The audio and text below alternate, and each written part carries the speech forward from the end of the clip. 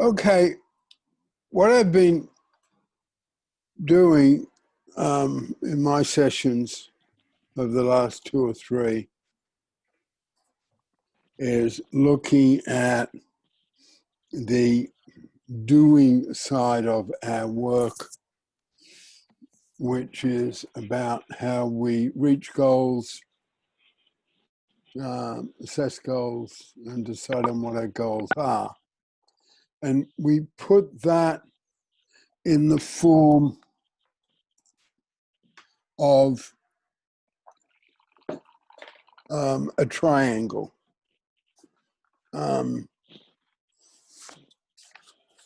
And can I just say a triangle that I was supposed to draw and send to you all by today? I had too much going on. I didn't remember. Sorry, everyone.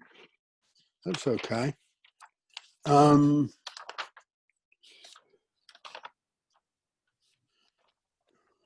Yeah, and for people who were involved in my work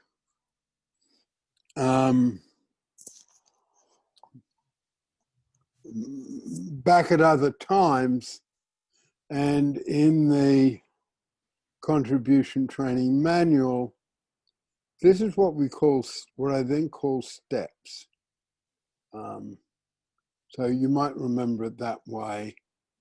The main part of it that I developed then was accepted and rejected efforts.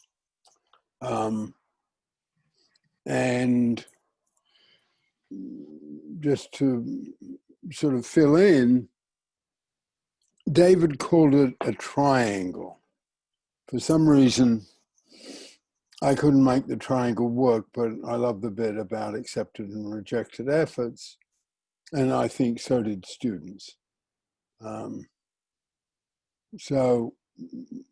I don't want to go back into that diagram because I want to come back to David's diagram, because I think there's something,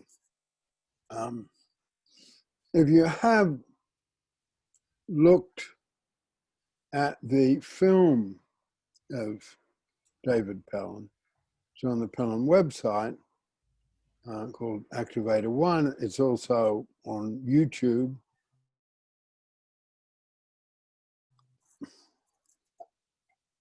Even those of us who loved him, I don't think we would have described David as elegant, okay? That would not have been a word that would come to mind. And if you look at the film, you'll see where I'm coming from. But his mind was one of the most elegant minds I've come across. It was elegant, tidy, just using those 2 words for now. And he had the pendulum, which, I guess the part of Pellin work that is most readily recognized over all these years. Oh, Pellin, yeah, that's about the pendulum. So I want to come back to his triangle because I think there is something intellectually elegant between the diagram of the triangle and the diagram of the pendulum. There's just something powerful in that. And to revise a little bit, the baseline of the triangle, that is where we put accepted and rejected efforts. And, the baseline of the triangle is energy is going toward a goal.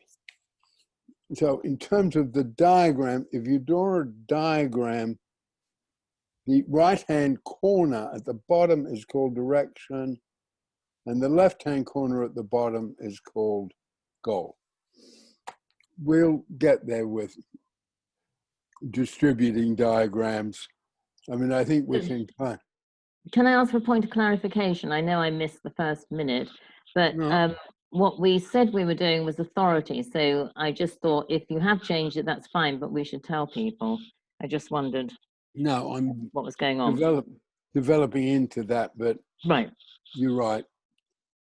Partly for people who haven't been here over the last 2 or 3 weeks.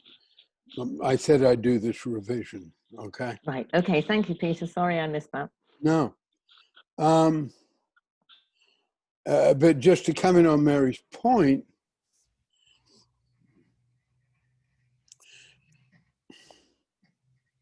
authority, which I'll be getting at the moment, but authority is that part of our life which in what I call my broad brush definitions is about our work. And who we are in the world is our authority, which is our work, and our personal life, which is marriage, kids, friends, home. So we have this personal and work, those two things, personal and authority. And just to fit them together, and I'll go back to the revision, then come back to authority. We build authority by going around triangles. And the thing I want to present today is we can take almost any situation and say, okay, where do we put that on the triangle? That's a phraseology I want. Let's put that on the triangle, okay? I'll go back to the definitions in that revision. So we start off on the bottom right-hand side. We're going towards a goal, which gives our energy direction. And we are either in an accepted effort, in broad brush definition, we like what we're doing, or we're in the rejected effort, we don't like what we're doing. This material, on the one hand, is very simple. But when you look at both those concepts, accepted and rejected effort, they're quite complex. But at this stage, I want to be able to present them in the broad brush definitions because, and we've achieved this with the life forces, we've achieved this with a pendulum, I want someone to be able to grab it and teach it to somebody else. I want this, what I call graspable stage of the work. Someone doesn't know anything about it except they know accepted and rejected efforts, and this is what it is, and they can grasp that tool. And that's where we start with a craft. We grasp the tool. We're not a master craftsman.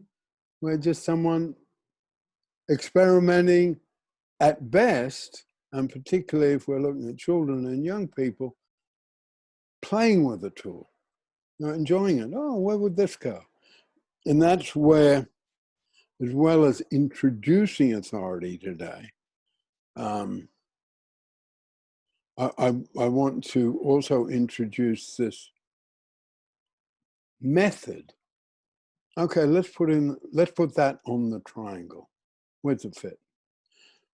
And we can do, and we have done for literally decades, done that with a pendulum. We know that methodology. Where's the pendulum fit in that? Is the pendulum relevant? It's the whole sort of methodology that what we've got is a set of tools. We've got a box in which they fit. And I guess we've got a shed, we've got a work shed in the backyard, which is the Pellin Institute. But as I say over and over again, you know, there's nothing in it at all. There's nothing in a tool, there's nothing in words, there's nothing in a palette of oil paints and a few brushes. It's what someone does with those things that's important. So, accepted and rejected efforts, just a quick revision. To start with it, you need to be able to be disciplined that something is either one or the other. Don't get pulled into a gray area. Something is either rejected area or accepted effort or rejected effort. It works better that way. Otherwise, it's trying to write poems when you're just learning the language. The left-hand side of the triangle, so the time we go around the triangle clockwise. Another time we say our life is just going round and round those triangles. That side is assessing where we are now and what are the consequences of reaching the goal that we've set for itself, or not reaching the goal we've set for itself. We call the top of the triangle at the moment evaluation, because at other times, and as you know here, early on in the forums, you know, I presented evaluating in terms of hurt and purpose as our bottom line. Then coming down the right-hand side of the triangle, which is a sort of downhill run in which we're making decisions about what our next goal will be. That's the revision. Hope it didn't take too long. Authority. Peter, is it worth asking for questions? Yeah, sure. Is anybody, especially people who haven't heard it much over the last few weeks, is there anything you'll want to know for clarification before we move on?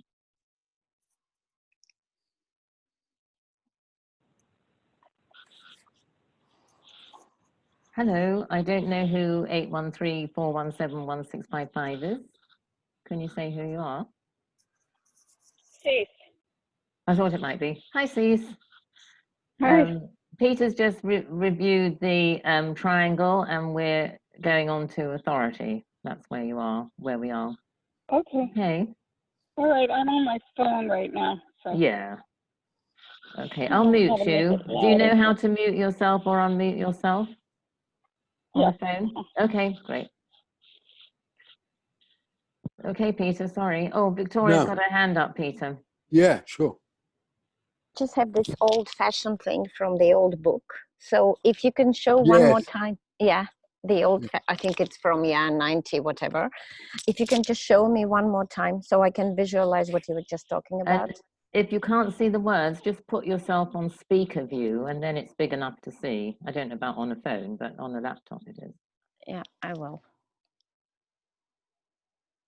Thank you. I don't want to take more time. Just, okay. So let's slow down a little bit though. To Mary and Nikki, this is office talk, okay? To Mary and Nikki, we have now located a copy of the General Pellin workbook. Victoria's got it, okay? Because I remember now the first ones I gave out, we won't go back. That's not, it's the manual. And we've got copies of the manual. It's the general workbook in the same form as the Foster workbook we haven't found. I thought, no. I have two others. I just have to look for them. I have one that I got in Italy. Exactly. Which is the workbook. Oh, she's got it. Okay. I got it, just not in the garden. I've got it upstairs. Yeah, no, don't worry about it. No, because they were the first ones I gave out. You and me and Antonio. We won't go back there now, okay? Right. Long, long history. Very long history. And I think that's relevant. I think it's relevant for me to say that and slightly, very quickly revisit aspects of that long history, like Victoria holding that up.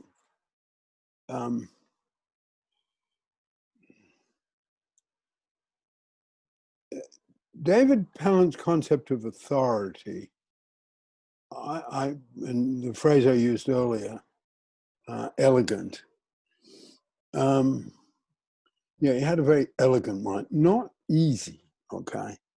I mean, it's been my job to make his work easy, which I've done. But surely elegant and very deep, and at the same time, extraordinarily practical.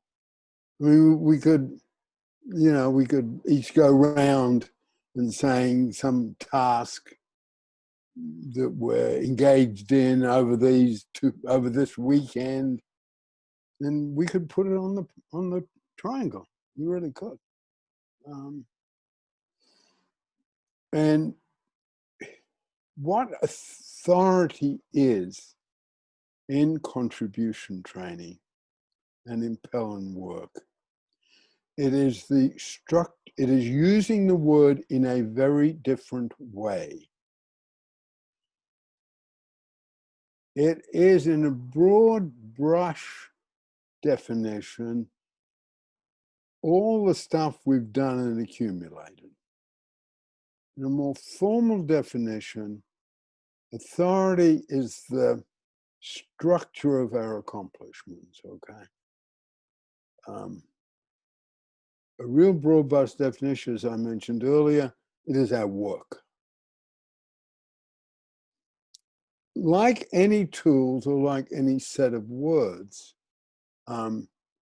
as we use them over time, they have more complexities. But particularly in this time, there's literally the historical times in which we live. And going right back to the start of the Peter Fleming Forum, I want to make this work very easily graspable and usable. I guess the bit we have said over time, it's accessible, it's accessible, it's accessible. That we've achieved. And authority, David is using it and we use it in a very different way from the way it is ordinarily used. And what it is authority in rather than authority over. So someone's an authority in Shakespeare, someone's authority in coronavirus.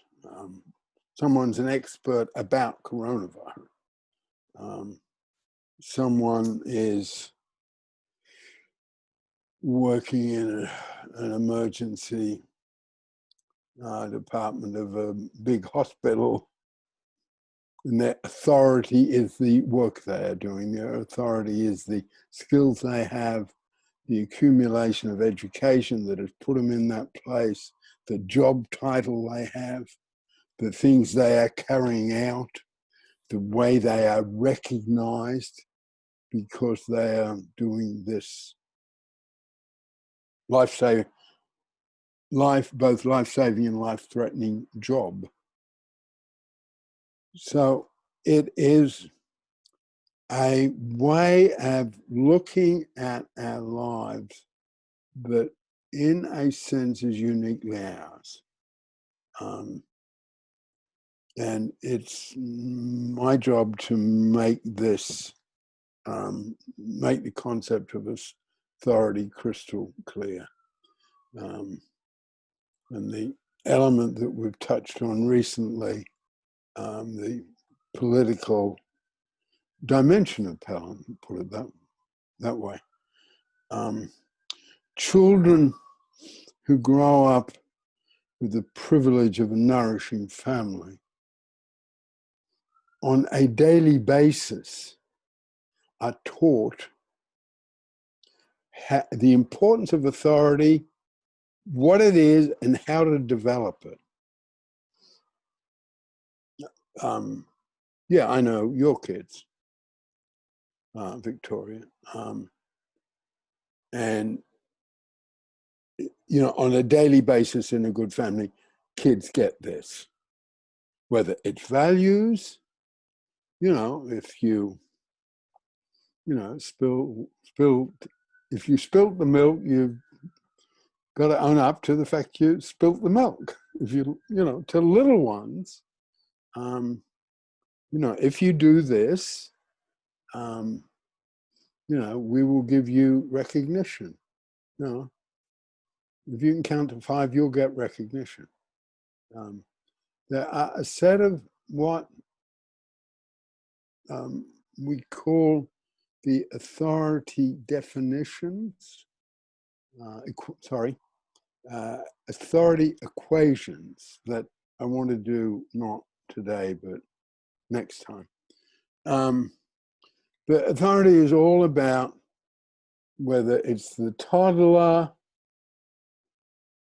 you know, successfully going to the potty or teaching or counting up to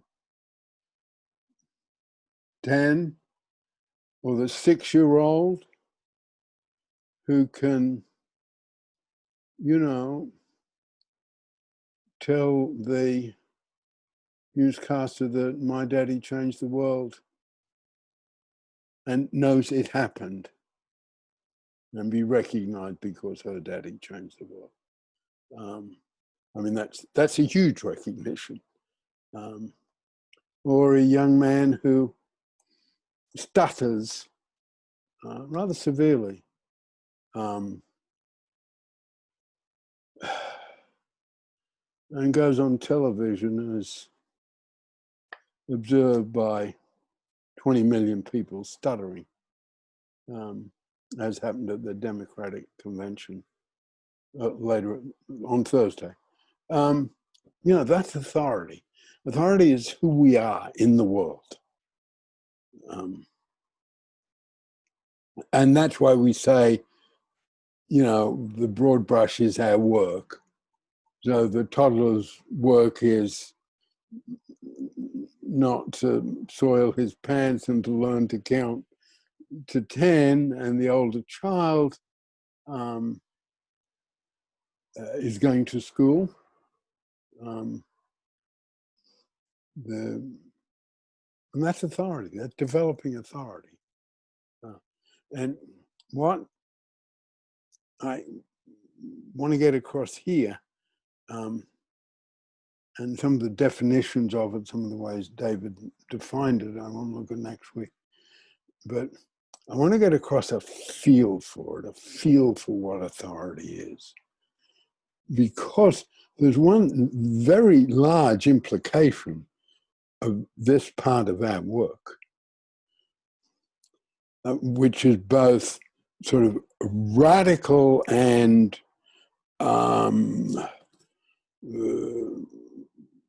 professionally enormously significant, put in a bunch of words like that, and on the other hand, just simple common sense. And that is one of the things we are saying, and one of, I feel, I call David's inventions or discovery. People who don't have the right authority get mentally ill. People who don't have the right authority act in ways that are destructive, hurtful to themselves and others. So one of the things we're saying is a cause of mental illness is people not having the right authority. Now, that is very radical, and on the other hand, it's just sort of common sense. You know, maybe someone depressed because they don't have the right job, or maybe because someone is going bonkers, paranoid, neurotic, using those words, which aren't mine, aren't the words I prefer, but using those words, because they don't have the right authority. Peter? That, yeah. How do we define the right authority? What is the right authority for someone? I mean, what's the effect? How do we know? Well, that's where and I will bring them in here, but it's very much Wednesday's topic. If from what we are doing, we are getting recognition and satisfaction, okay? And that's the first. And you know, this part of the work I'm very ambitious about, and I've done a lot of writing about. I want to be able to teach this to young people, because just to digress for half a moment, in a nourishing family, my point of view is that children get taught life skills in an unconscious way that prepares them for life. And it happens every day, you know. Let me teach you how to make pancakes. Let me help you I'll help you with your homework. Have you done your homework? You know, Mom, I've got my report. I got my results from the test. That's the start of authority, okay? But to answer your question directly, and here where, as I think we have in contribution training, we have a lot of precision. That's my claim. If you're getting recognition and satisfaction from what you're doing, if what you're doing is recognized and paid for by people and the society in which you live in such a way that you are satisfied with it. Now, the first one is, it's A, capital A equals R plus S. That's the first of what we call the authority equations. Authority equals recognition and satisfaction. So then the second one is authority equals SAF. This was the stuff he developed, okay? Authority is a socially accepted force. So society recognizes me for doing this. And just to give some quick examples, there's, as a tool, it's very useful to look at how come, to use a phrase that's not very popular at the moment in your country politically, the word housewife. But, you know, someone who is a housewife doesn't have the authority because the socially accepted force is not there. Even though what they are doing is incredibly important to the family, to the community, to the society. Now, this is a bit, Elizabeth, the sort of dense side of it, okay? So these, within these, is the answer to your question. And it's got a lot of it's quite a stunning concept, and it's nowhere else, anyway, my knowledge of the literature in the field. Mary, you say something about that, you know, and Victoria in a moment. Well, I was thinking that what I was thinking about was Joe and I were talking a bit about sand tray work before people came, and I saw marvelous things happen to the children I helped in sand tray work when I was a trainee marriage and family therapist. But because I didn't succeed in drawing any clients, I was kind of in competition with schools supplying those services. I wasn't able to gain any authority in it. I Yeah. had a technical authority that I was a licensed therapist, so I was technically allowed to do it, but I couldn't practice it, so I couldn't get any record. You know, my great dream was, you know, following in Virginia Axeline's footsteps. Most people don't practice really, truly. I mean, a few people do, but it's not very fashionable, completely child-centered play therapy, and it was just so wonderful. It was just, I've never experienced anything as satisfying as helping the fragmented children who heal themselves through playing with toys in the sand. You can't imagine how amazing it is. And that was a really, well, Peter himself said to me, I think you're going to have to give up. And I didn't for another 6 months. I was so hard to give up that dream. But, you know, socially accepted force. If you haven't got the people to help, however hard you try, you haven't got the socially accepted force, so you haven't got the authority, and you can't build on that authority. Yeah, and sorry. Yeah, sorry, go on. Well, I was going to change, I was just going to give a different, more recent example, but if you want to comment, don't worry. No, well, that's the power of this part of the work. You know, that's the power of it. You can analyze this kind of personally devastating event or non-event and know how to understand it in terms of authority. Yeah. The other thing I was going to say is a bit the other side of the coin. I think most of you know I have one woman show under my belt, and most of you may know that I've spent 5 years trying to get together a book about my husband. And this is about having raw components, if you like. Like, I have done writing, but I haven't got a book, so I haven't got, I mean, a book that's all my own writing. So I haven't really got authority, you know, other than people at college, you know, my whole life, academics have liked my writing, but I don't actually have authority in it past getting degrees and things. And I joined this course about doing podcasting, and this is a bit about kind of discovering purpose and authority in the process of making steps on the triangle. So I thought, oh, you know, what the homework was to research what podcasts are available and get yourself bookings. That's the point of this 5-day course, to be a podcast guest.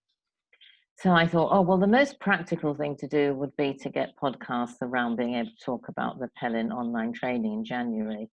And then I noticed that what I wanted to talk about really was my husband in the context of the book, and the book's coming out first anyway, hopefully. So as I researched what podcasts there were and imagined, it's like in that context, I have a little bit of authority, reflected authority, if you like, because I'm his widow. I know all his stories. I'm a link to the world of what this prolific director told me about his life and his work. So some of the podcasts were about, you know, were about individual films, and some of the podcasts were about Hollywood stories behind the scenes and things like that. So I felt developing in me this coming together of having a sense of some authority as someone who speaks on a stage, which in the first case was a literal stage, and here's a different kind of stage, but speaking about a subject about which I am an authority, the inside and outside of my husband's psyche, and the book coming out. And so I don't know if I'm giving a flavor of it, but it was like building miniature building blocks of authority coming together in this arena around using my performance life force to complete a book and sell a book and publicize a book and going out in the world with the book and with my knowledge about my husband. So I don't know if that kind of fits, but that's how it felt emotionally. It felt like, oh, this is another, it's a triangle thing, but it's also a coming together of an authority I didn't expect to have around the performance life force. Mm. Yeah, a book is authority. A performance on a stage that is recognized. Someone gets an Academy Award, that's authority. Someone gets so authority is, and within Pellin, and I've written about this recently, because thinking about how I want to frame the Pellin online training. There's a lot of ways Pellin does not have the authority it needs. David didn't write a book. I haven't written a book. They're not published. And that was where, as I've said at other times here, that's where, he developed a philosophy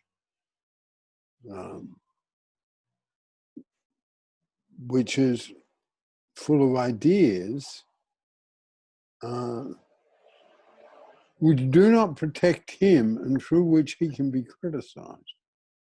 And that's quite extraordinary. That doesn't often happen. It does say in the film, I think that's where I heard it, that before he was killed, there were vision, at least, of trying to set up centres in other parts of Canada. Was that not very? That was a dream, was it? That was a dream. Okay. yeah, and that's the other side. He was a dreamer. So, what we've got in this body of work, we can look at authority, which is really stark. And in a way, authority, this is me using the tool, okay? And that's what we do. We use the tool. We don't say, well, this is absolutely the case. It's precise, but it's not dogmatic, as I've developed it. The authority part of things doesn't really have a place for the dreamer. Purpose does. Purpose really does. Okay. Yeah. And Joe Biden's speech the other day, he literally said, "What I have learned is that going through grief and loss, what you need is purpose to get through grief and loss," which is, that's straight ass stuff. Anyway, do you want to say anything about authority, Victoria? And well, I didn't know I wanted, but now as you invite me, I just wanted to say, when you were talking about children and being authority sort of in mothering, and this is partly when you mentioned the word housewife, this is basically the base of every society, the children and their life skills in terms of how the generosity of their spirit, the wisdom of their hearts and everything. And as you just mentioned, like regarding US, but this is also like a feeling inside ourselves, as I also said, that has a socially accepted force. So from what I understood, this is this fine line when it's socially not accepted, like for example, for example, here in France, you know, like women have to go and work, and children has to be given to into care, and many other countries, like in comparison to Germany, for example. So, and mothers can experience satisfaction and recognition, but from what you just said, if they're not paid for it in the society, like paid in terms of money or banknotes that they can then exchange for whatever they like. So this is a very fine line. So I think being authority in mothering, it's one thing, but it's sort of almost like not enough for being claimed as a proper authority. It's a bit like what you've just said about Pellin. You know, Pellin is, I mean, I've studied in so many places, including Tavistock and places with big names in different countries and different languages. But the basic of everything I use in my work is Pellin, which does not have this authority. Yeah, So exactly. it's a bit like good mothering that does not have Yes, this no, it is. authority. And But what I feel we have, and I think it's been said here, and you know, this, I'm ambitious about the online training. We get at reality, okay? And there's something about the concept of reality, and just to fill it, just to fill it out a bit more, but mainly, don't worry. Peter, can I just point out Victoria hadn't finished? I don't know if she still No, wants I to. know. Oh, you that. know. Okay, sorry. Yeah. No, I just want to say this. I just don't want to forget, there's three equations. A equals R plus S.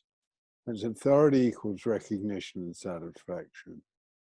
A equals SAF, that authority is a socially accepted force. And the third one is A equals R. Now, these are just David's. And that R is responsibility. So we have the authority if we're carrying out the responsibility of that authority. If we're not carrying out the responsibility of that authority, we don't have it. So there's something very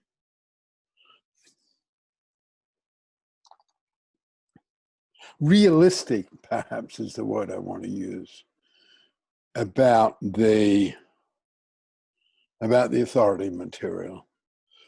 And then when you bring it back to the situation, you were saying, Victoria, and this is where it's one tool. You know, the way I've developed the material, it's not a philosophy. It's not telling people what to do. And that's where I'm different from David.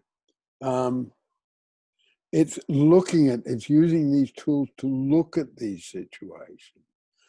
So how do you look at the situation?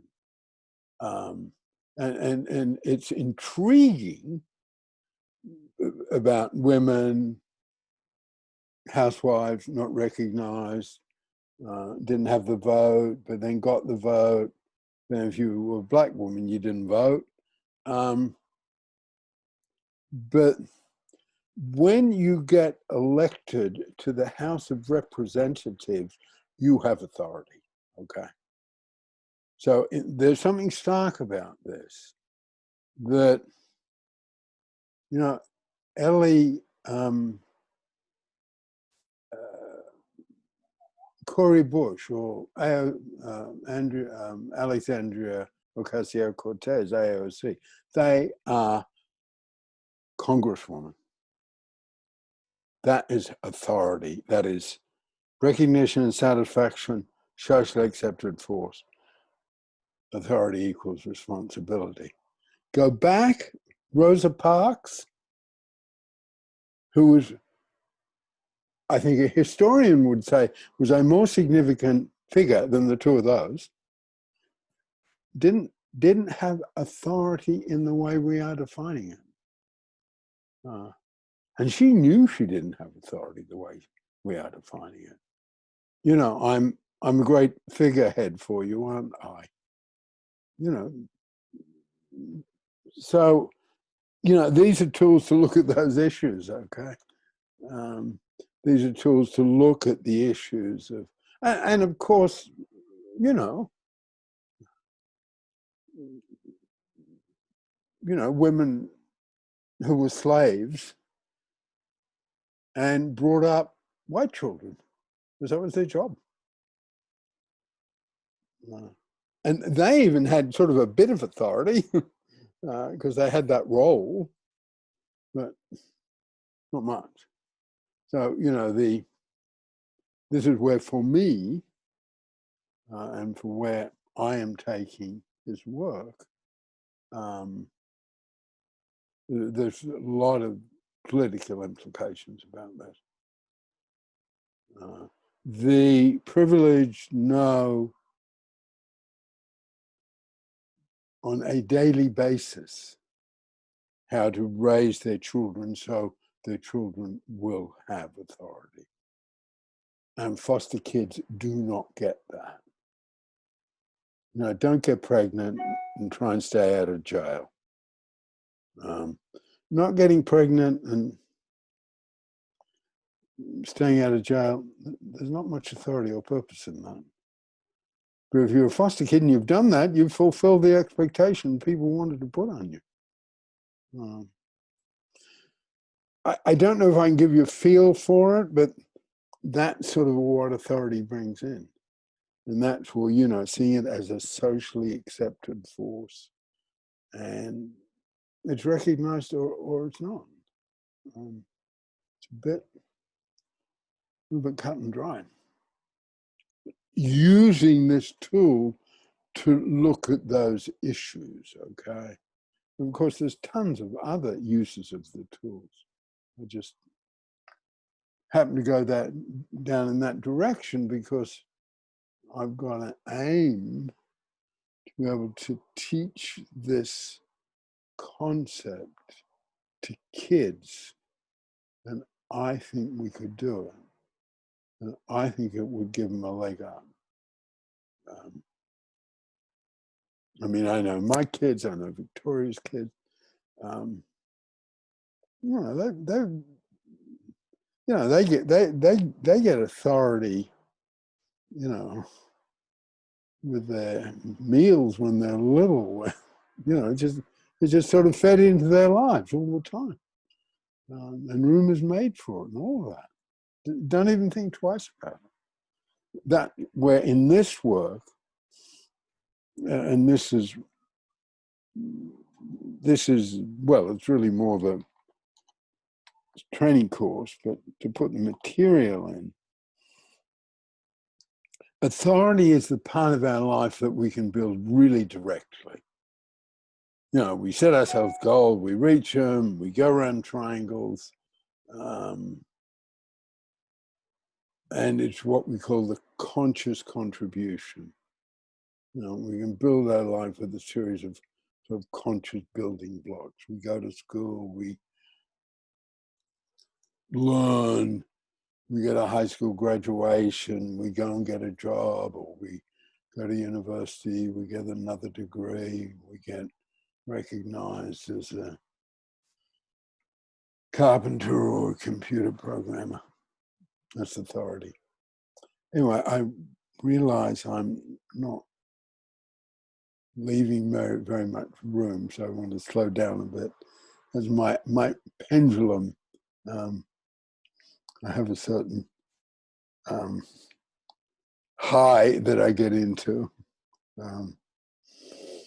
which in terms of is not always carrying out the responsibility of my authority by making more room for other people. Would you like to come in, Vic? Peter, I don't know if Victoria wants to finish her point. Oh, sorry. Go on, Victoria. It's okay. I think the point is finished. It's basically, for me, became clear that authority, that's what we are in the world in terms of work. and mothering and housewifering is a different type of authority, which the tool can be used in, but as long as you are not recognized and paid for, it just has a different aspect to it. So you can call yourself, I'm authority in mothering, which doesn't mean it is socially recognized. So it does depend. That authority, in the case as a tool you presented it, it's who you are in the world in terms of paid work and achievements that others socially recognize, correct? Yes.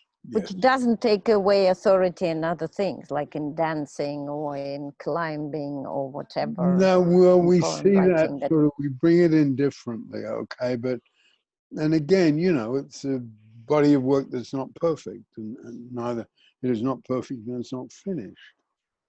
But Okay, thank you. I think they can be useful tools to look at those things, okay? Someone might be a great mountain climber and could feel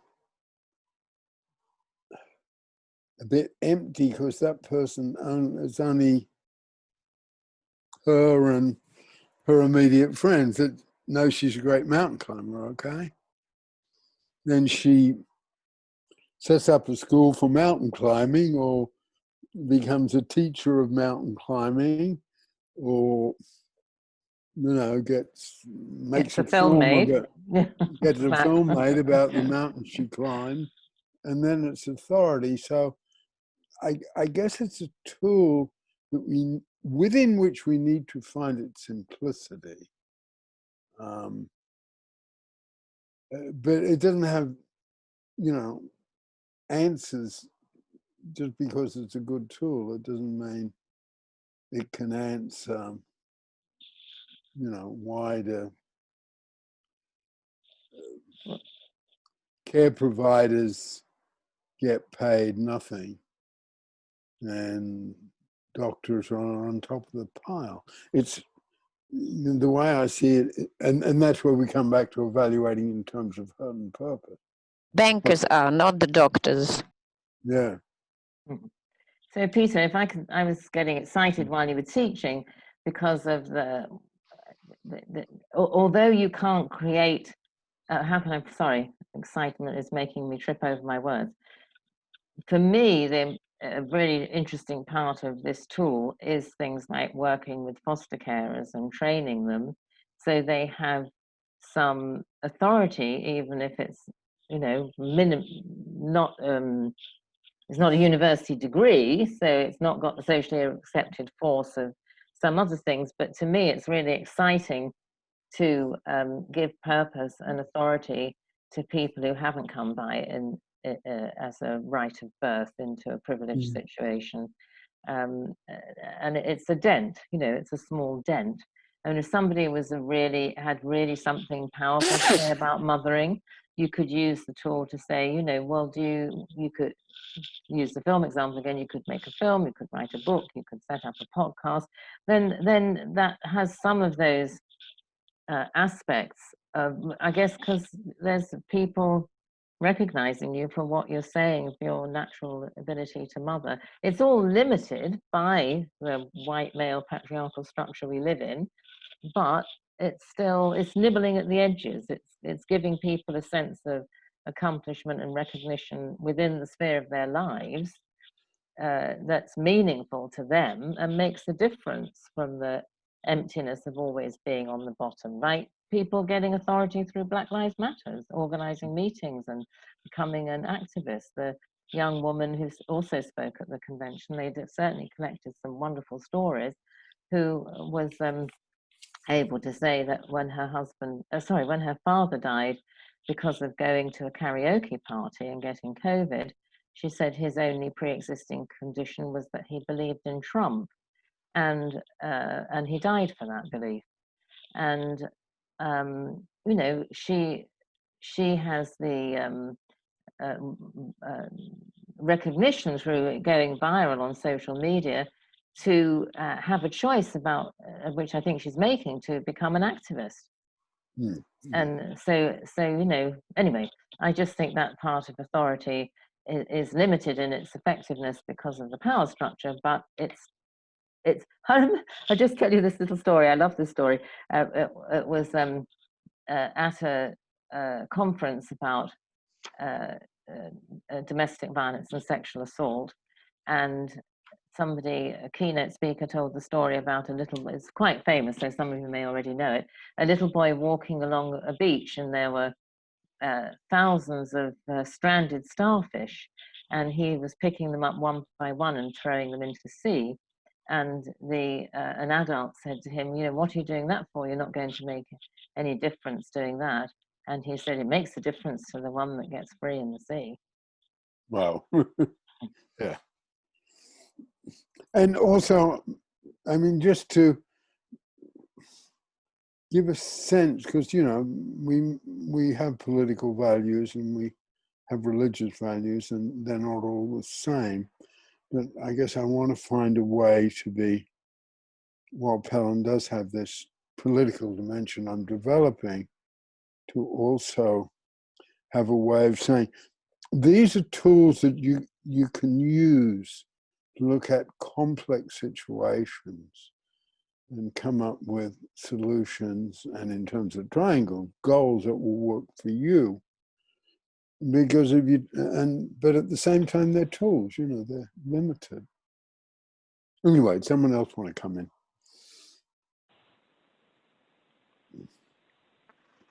Hi.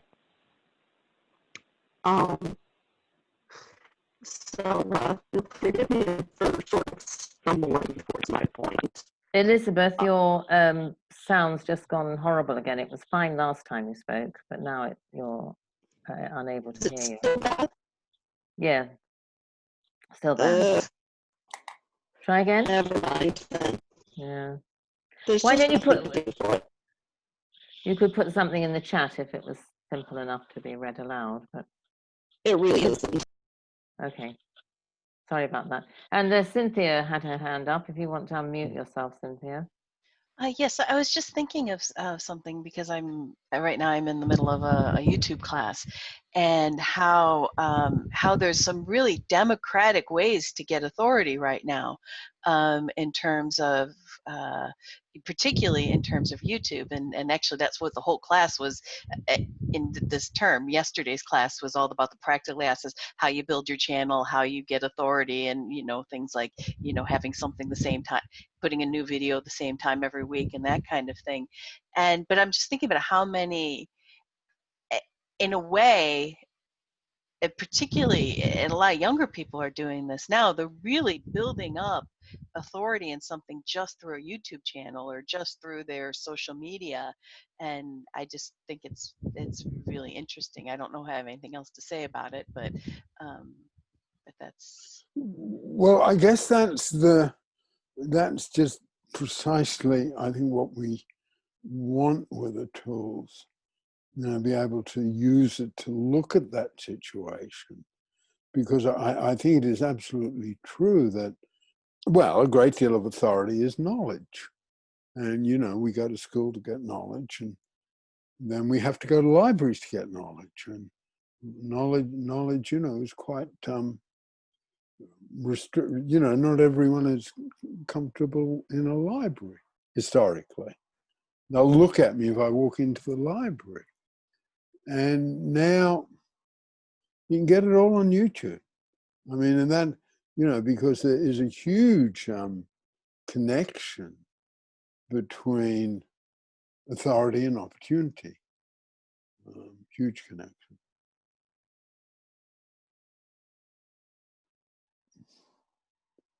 Do you want to come in, Cease? I saw Jo was holding her Jo, hand sorry. for quite a long time. Sorry, Jo, I'm... Okay. I don't have my screen set up right or something. Okay. Sorry. I was just thinking, what do you think about the similarities between agency and authority? Agency is this new term that's been used a lot in the last 10 years. And I'm thinking, one of the things about agency is the more you act with agency, even if you don't actually think you've got it, the more you acquire it and are assumed to have it. Yeah, I think it's very similar. I mean, I can be sort of passionate about this work, but in another way, I really believe there's nothing new under the sun. Okay, so yeah, I think it's looking at the same issue, and that's where I think opportunity also is relevant there.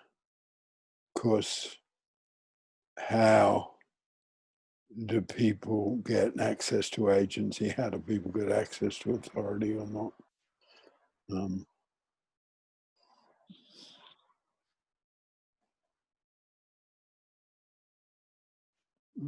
Vic, do you want to come in?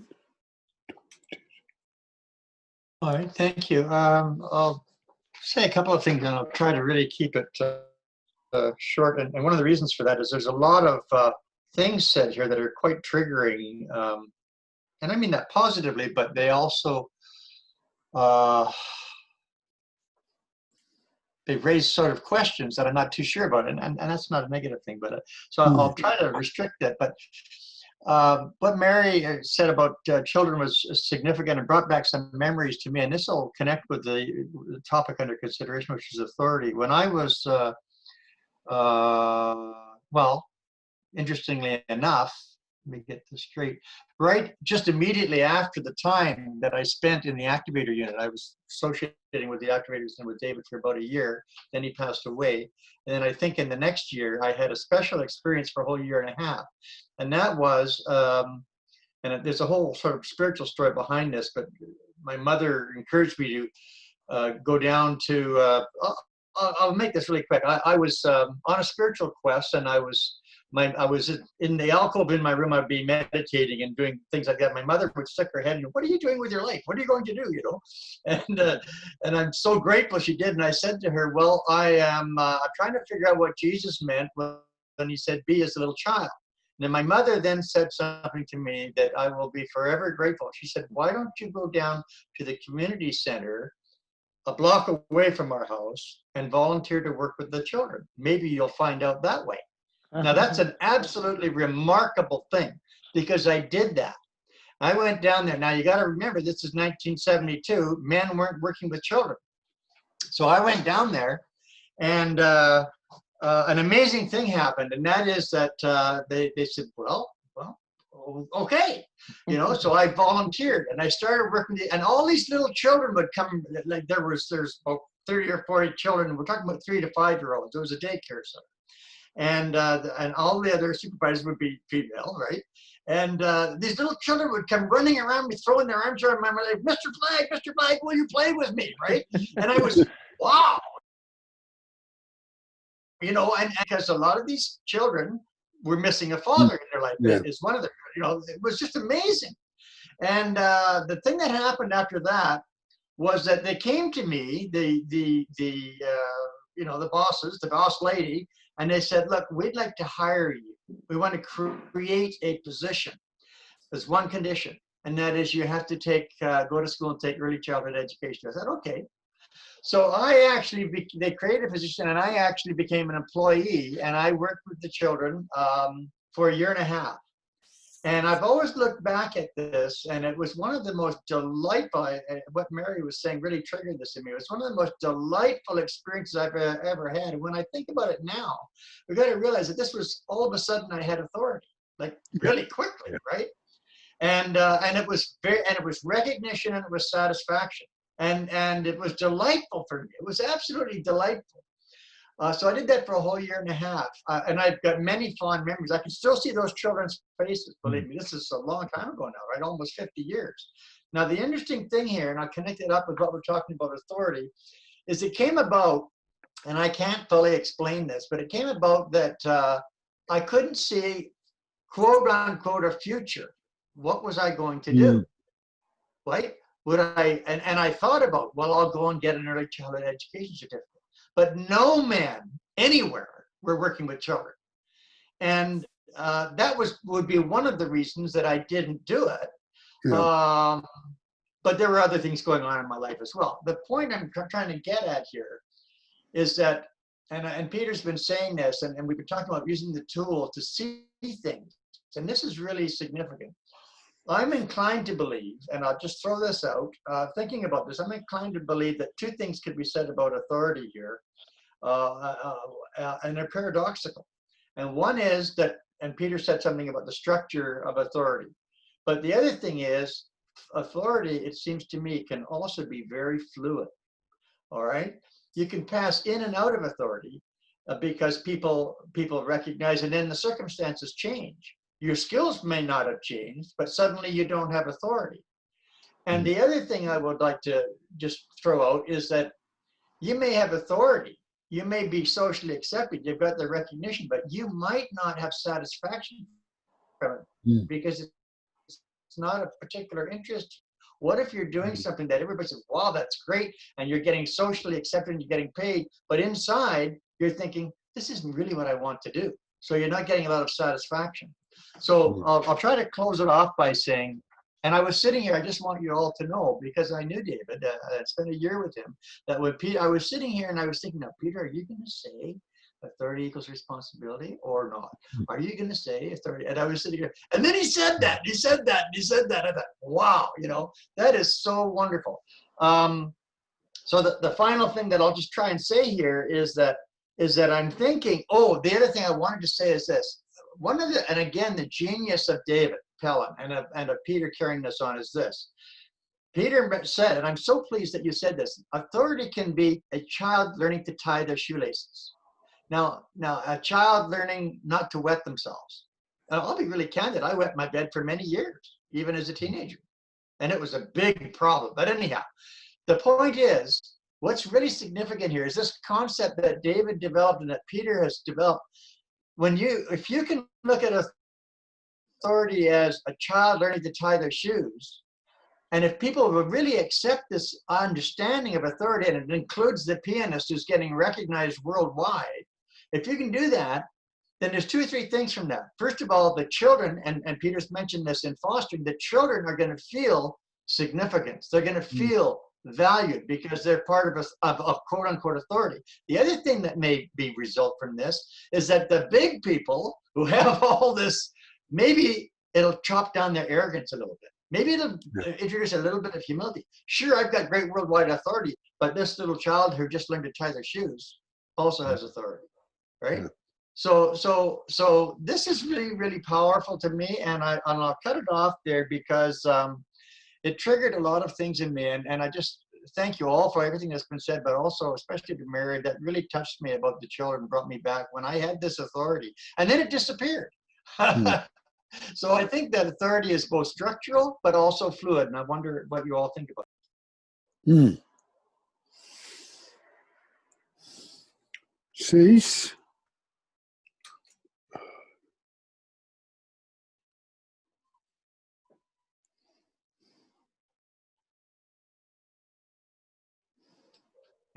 And in case you didn't notice it, my pendulum was swinging.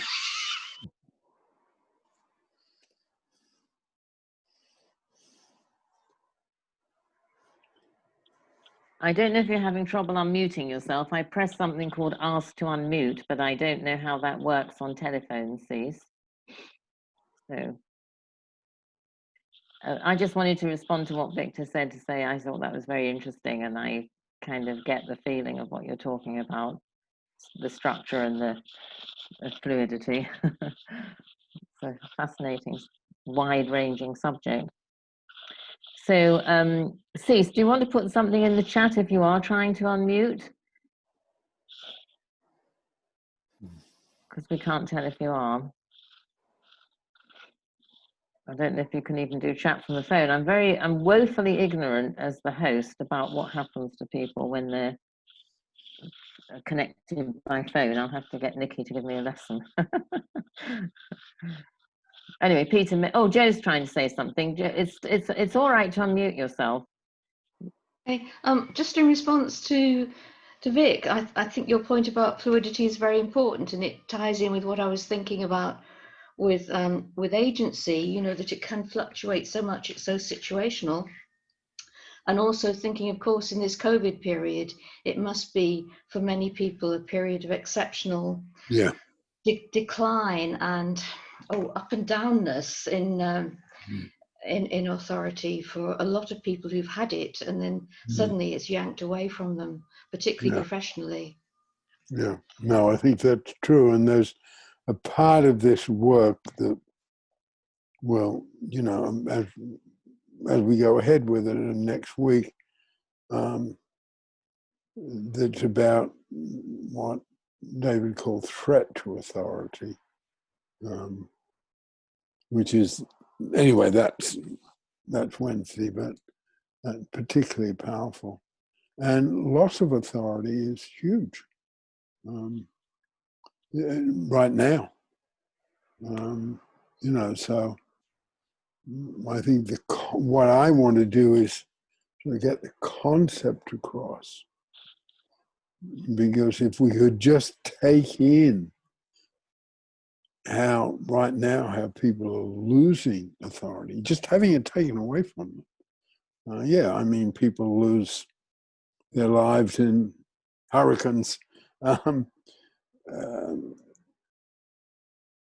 through illness, and then their authority's gone.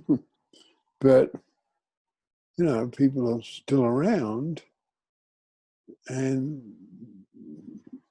I think, you know, judging countries that are protecting people's authority rather than just leaving it up to, quote, market forces, close quote. Well, it's got a lot of applications, okay, the particular tool. It's quite a magnificent concept if you really get inside it. Yeah, Joe. I wonder, Peter, if on Wednesday you might like to talk about how to get authority back, you know, some Pellin methods for helping people retrieve the fragments of their authority of all kinds. Thank you. Yeah, and again, sort of I talk about our work in some ways being codified common sense. And some people know how to do that, you know, it's in their background or they're lucky or, you know, it's in their marriage, who knows? But some people don't. So some people say, oh, I'm losing, my job is the center of my life, I'm losing my job, I need to do something else. Some people have that bit of intuitive human wisdom, but others of us can be, I don't know what's happening to me. One particular, yes, sorry, Victoria. You go ahead, I'll wait. No, you go. Okay, teacher. I just wanted to piggyback on what Joe said about situational. I just love this word, fluidity and situational. This is where lots of taxi drivers' stories come in my life, you know, like professors of something in Syria driving taxis in Berlin, like now when I went there. Here in Paris, like Russian mathematicians and musicians, taxi drivers in New York. This is exactly this situational thing and how some people do adapt. And that's my question, what's interesting? Situational, like after you have been like a wonderful, I don't know, surgeon who didn't manage to pass the exam in the US and you become a taxi driver and you have an authority in taxi driving, are you just, you need a time to get over it because it's a different quality of authority. So how do you deal with this as well? Like quality of acceptedness, social acceptedness of your authority, being a good black cab driver and being a good doctor in another country where you diploma. So this is what I was thinking about when Joe mentioned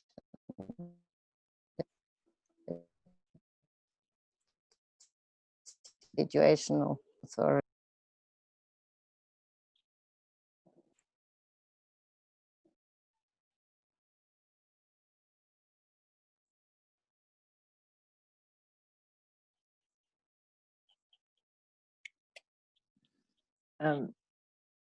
I was going to say that my husband would say, I didn't give up directing, directing gave up me.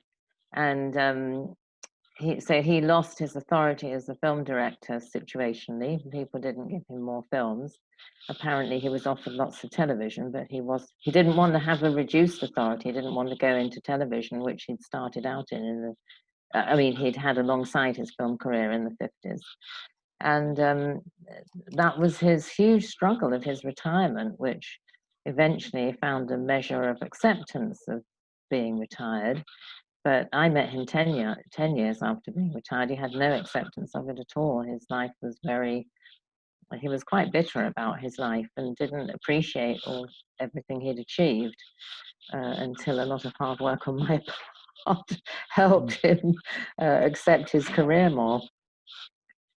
No, lots and sorry, just to add to that, and then the fact that his favorite film, the only film he loved that he'd done, was re-released in 2011 and 2014 in Britain and garnered really glowing online reviews, did really help his last few years be happy. His last 4 years of his life were affected by this little measure of renewed authority by his work, his masterpiece being recognized as a masterpiece. That's a pretty cool thing in the last few years of your life. Yeah, Victoria. I just wanted to mention here, to me, it feels like there is an outer accepted authority and inner accepted authority, like in Buddhism, you know, when you find peace in yourself, and it's okay if I'm not recognized. Brodsky was put into prison. He was not published in Russia, you know, and in a way he accepted it at some point. But, you know, like with these things, like Mary's husband just mentioned, well, Peters who has never written a book, he said, but plenty of those books, you know, like things that are, and small amount of people who doesn't know it. So how, it's another question for maybe Wednesday, you know, how do we depend on the outer authority and our inner sense of authority? I know I'm good at this, but that's okay.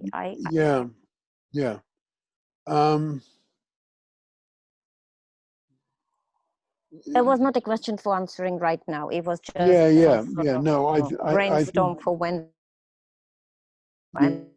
It's a big one. So I reckon that's for Wednesday. Thank you.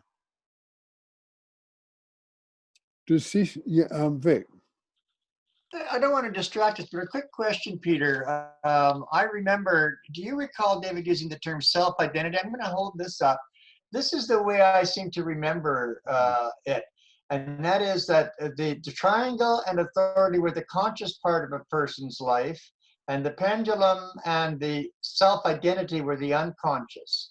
And I don't know if that relates at all to what Victoria's possibly asking about. But Peter, does that equate with your understanding? Oh yes, absolutely. I've done slightly different things with it. I can touch on them on Wednesday. I sort of play with, instead of using self-identity there, I use our personal life, and working life, our personal life. But just in another place, just to share with you, you know, his concept of self-identity is just absolutely central. What I call the persona gap is all about, because you know there's a lot of untidiness and ambiguity, and he used self-identity in two different ways. You called it what? What did you say? Oh, persona gap. Thank you. Yeah. Does Steve want to come in, or? I'm not sure if she's worked out how to. Do you want to come in at all, Nikki? I think Steve might have left. Hello. No, she's there, but she hasn't been able to unmute herself. Go ahead, Nikki. Yeah, no, I was just listening to everybody's ideas, and the only comment really I wanted to make was how exciting I found Vic's story about the little children. And having a mum in the first place who'd say something so inspirational, and then going and doing it, and then finding it so exciting. And I was just thinking how wonderful for those kids, and like you say, no fathers, and it's sort of, and then of course, you know, so sad. And the end of the story is, oh, there's no career path for a man, because women who do that can go, they're just practicing for being mothers, aren't they? And what a shame. It's like there's a niche there somewhere, isn't there, for young men to have as some sort of starting point for something. I don't know what. Thank you. Anyway, Nikki. that was my thought. Yeah, thanks. Can you hear me now? This is Steve. Yes. Can you hear me now? Oh, great. Okay. I wanted to put a little different spin on it because my identity is more connected to being a Quaker. And so we do things in teams or groups, a lot of our activities or projects. So we have this kind of a team identity, and we're all interdependent on each other. So there's not, you know, if I'm falling down on one part of the group, you know, other people can help me. So there's this immediate way to lift up if things aren't going right, with constant connections and talking about what we're working on. So I see that as a very positive way to have an identity, that that working in teams has really been wonderful for me, and the pressure is gone for the most part. Does that make sense? Oh yeah, Yeah. and that's where you know, a couple of things, just almost in terms of methodology, you know, sort of where I stand, where I think the organization stands. You know, we've only got a tiny part of the truth around these issues. We don't have it all. And when I'm writing, I repeat that quite often. I realize I'm not doing it here. And I think I need to have a nice, you know, diagram I can sort of hold up.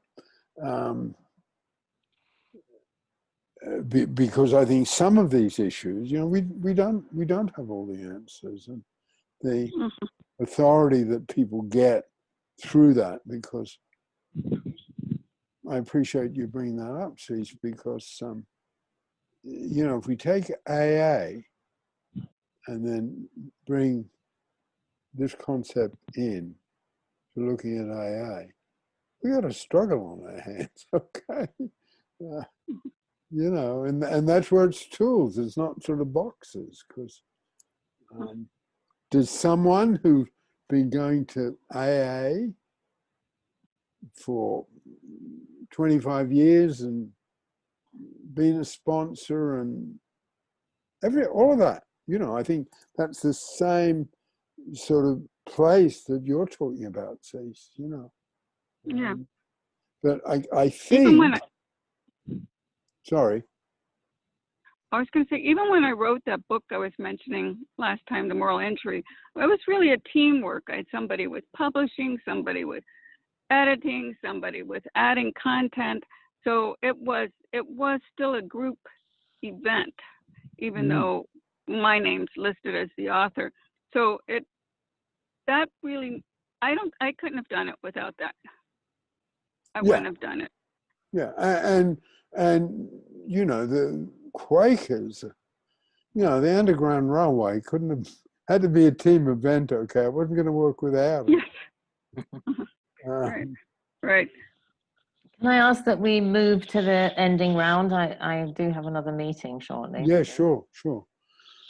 Okay, I'll go first. I'm Peter, and I'm in King's Lynn on the east coast of England. Yeah, and thanks for coming, really. Cynthia. I'm Cynthia. I'm in Kankakee, Illinois, and actually this is really good because I'm in the process of going through, you know, changing from one authority to another, hopefully, I don't have any at the moment, but all this talking about it has been very helpful. Thank you. Vic? I'm Vic in Abbotsford, British Columbia, and once again, I really appreciate people sharing and what's coming from inside each person in connection with these tools. I think it's very enriching. So thank you, one and all. Elizabeth? Oh, she had to leave. Her connection was so Joe?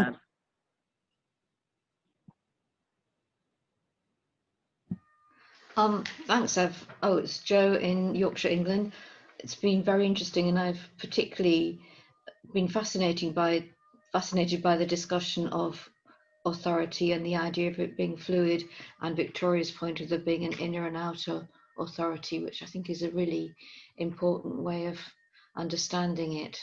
Thank you. Nikki? I'm Nikki. I'm in Wimbledon, London, and thank you very much, everybody, for all your different interesting things. Okay, Mary? Mary, I'm in Rosarito Beach, Mexico, with a beach that's open twice a day now because things are under control here.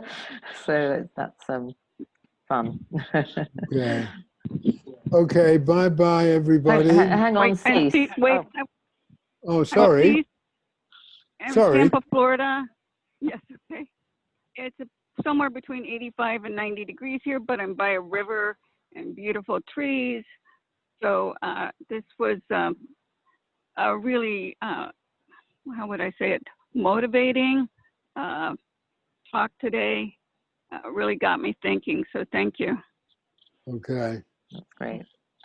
Okay, well. I'm Victoria.